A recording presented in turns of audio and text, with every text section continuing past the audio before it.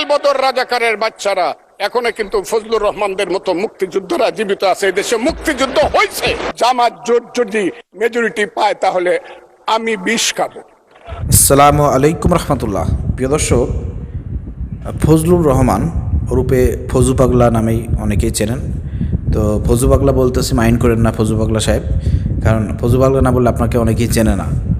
আপনি যে সংসদে বক্তব্য দিয়েছেন, প্রিয় দর্শক, আপনারা শুনেছেন সোশ্যাল মিডিয়ায় তিনি যে উদ্ধত্তপূর্ণ আচরণ করেছেন, যে বক্তব্য দিয়েছেন, এই বক্তব্যের তীব্র নিন্দা এবং প্রতিবাদ জানায়। এবং আমি যেমন ডাক্তার শফিকুর রহমান অলরেডি তাকে কিন্তু দাঁত ভাঙা জবাব দিয়েছে। তো এই ধরনের ব্যক্তিরা কিভাবে সংসদে আসলো, আমার কিন্তু একটা প্রশ্ন। কিশোরগঞ্জ কত নম্বর আসন থেকে যেন এই ফজলুর রহমান তিনি এমপি হয়েছেন? আসলে ওইখানে মানুষজন কি সবাই কি ফজু পাগলা? সবাই কি ফজলুর রহমানের মতন মেন্টাল? না হলে কীভাবে তিনি একজন আওয়ামী প্রেমী মানুষ, মুজিব প্রেমী মানুষ, তার বিতর্কিত বক্তব্য, বিতর্কিত কর্মকাণ্ড